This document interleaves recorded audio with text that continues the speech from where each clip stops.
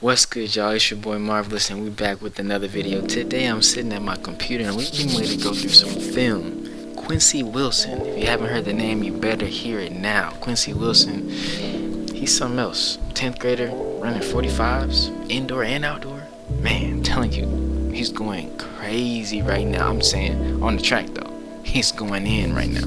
So, we're about to cover this, we're about to cut through, some of the things that he really does well, and then what I see that he still has a lot of room that he can improve to get even faster.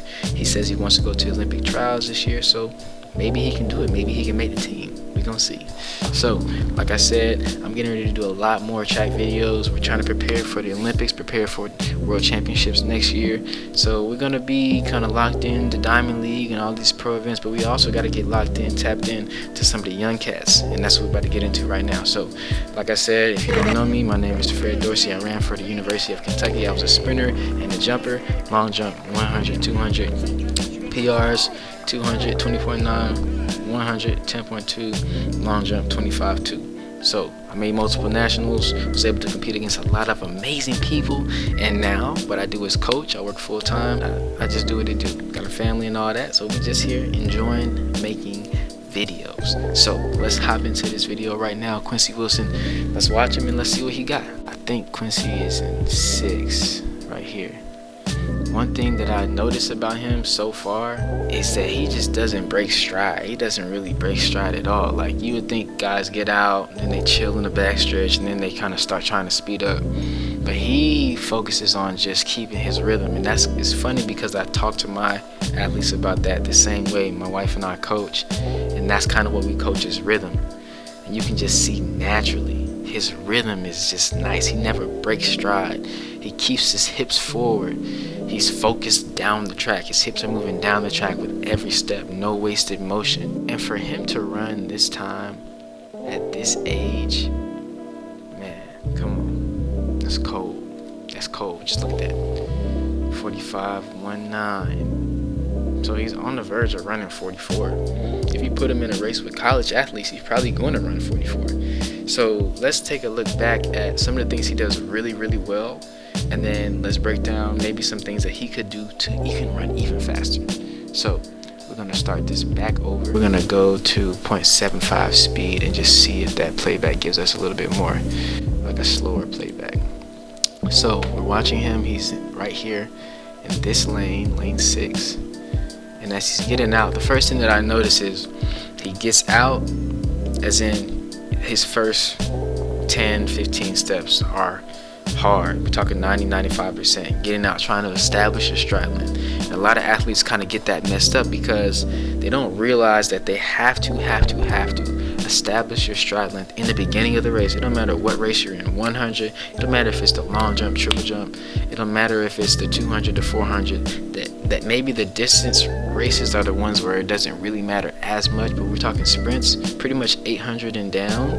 You pretty much got to get out pretty hard to establish your position in the race. That's what Quincy does very well.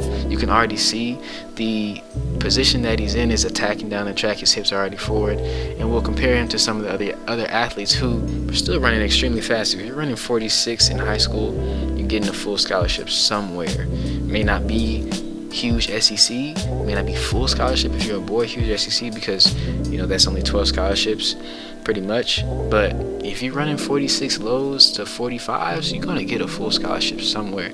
And most SEC teams are looking for a 46 low, and definitely 45. Anything in the 45s, you're going to be solid. You should be solid. You should be solid for a scholarship. At least back in my day, 14 to 18, you was solid for that. So let's talk about it. Watching him get out, he's getting out as hard as he can.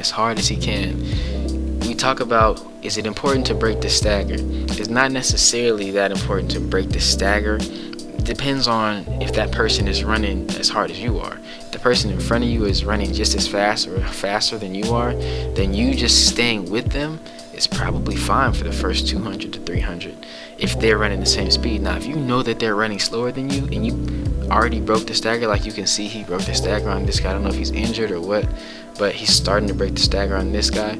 If you know you can break the stagger easily, why not? I tell my athletes, if you're in an outer lane, 5, 6, 7, 8, if you don't let nobody inside of you run past you. You don't want anybody inside of you running past you during the whole race. Forget about it. Get out and stay out, and that's what Quincy does. He's out. Oh, yeah, that guy was injured. Okay, he gets out, he stays out. Now let's look at the position. The one thing that I would say is you can kind of see right here that this is his heel, and in the 400 it's okay to touch the ground a little bit with your heels, but it depends on who you are. Quincy, not sure how tall he is. He looks to be about maybe between 5'8 and 5'11 ish. He could be close to 6 foot, but mind you, he's only in 10th grade, so he's probably gonna grow a little bit more. But his stride, he's maximizing his stride almost too much, because he's on the verge of heel striking. You can see when he comes down, he's like more like behind the ball of his foot instead of right on the ball of his foot. You know, in between the toes and the ball of his foot. He's kind of like closer to the heel, in between the heel and the ball of his foot. Over time, if we put him in a faster race that with guys who can get out to 20 point something or 21 in their first, you know, because he's probably running 21 or something like that in his first 200. But if you put him out there with guys who can run close to 19, like we're talking about Fred Curley's and, you know, some of the, like Nate Strother, a guy who I used to run against in high school, he ran 44 for Tennessee. Like, some of these guys can run 20 point in the first half of the 400, right? So Quincy running against some of these guys who are a little bit faster than him, you know, could reveal some things, and we'll see as he gets into the rounds of USATF, or he gets into some of these races over the rest of his season. You know, hopefully he's running against pros, because right now it doesn't really look like high school races are going to be challenging for him. But if he gets into some of those races, you will kind of see the speed aspect of it. It may throw him off a little bit. I don't know. We'll see.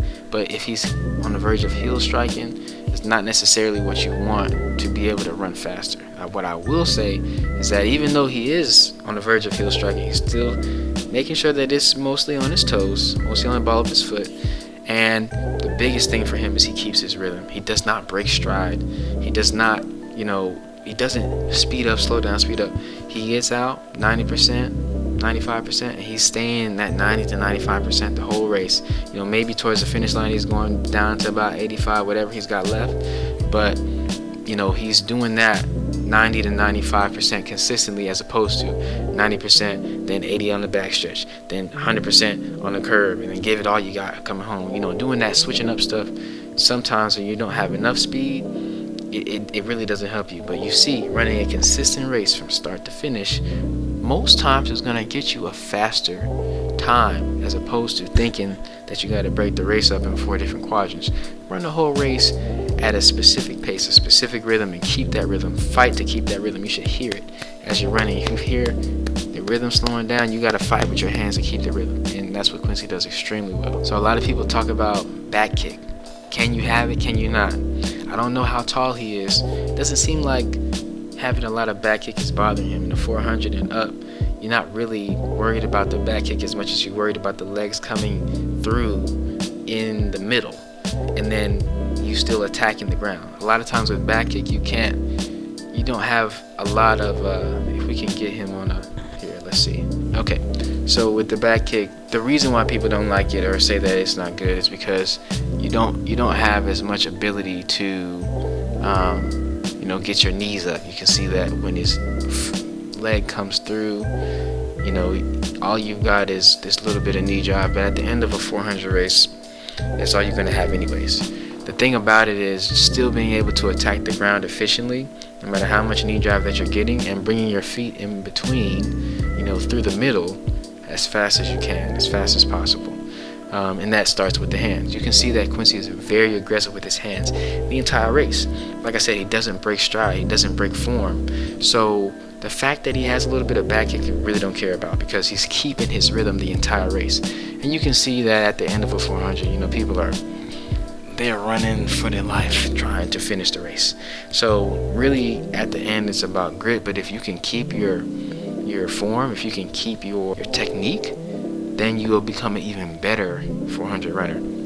So it's less about, proper sprinting mechanics, because you're not trying to run a 400 the way you run a 100 or a 2.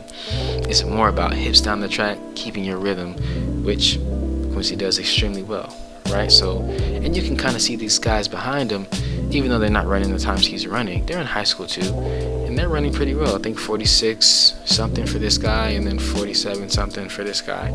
That's still amazing in high school. I mean, I barely broke 48 in the 400 meter split. 400 wasn't my event, so I didn't even practice it like that. But to say that these guys are running 46, 45, 47 open, they're going to be able to go 46 easy in college if they have the right training. The last thing that I'll say is, it seems like he's working on adjusting it, but as you can see, the heel strike kind of gets a lot worse towards the end of his race. And like I said, if there's a faster guy and he's trying to still speed up at the end of his race, that may hinder him. Instead of being on the ball of his foot, he's kind of coming here with it as opposed to coming here with it, and being able to get up off of that foot even faster.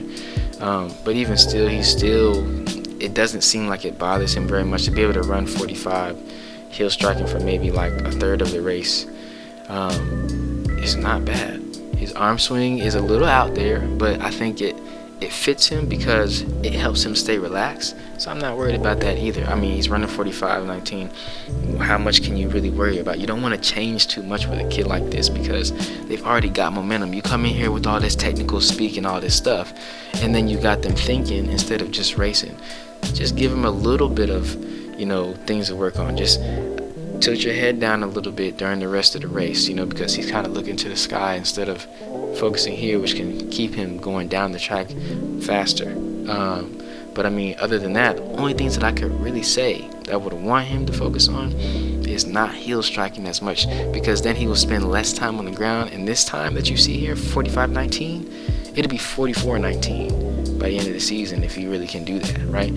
Put your head down, focus down the track. Everything else you can leave the same because he knows how to run the 400. So you don't got to teach him how to run the 400. Just teach him the little things that are going to help him mechanically, technically, to spend less time on the ground and to keep his momentum going forward. You got a 44 in the making in high school.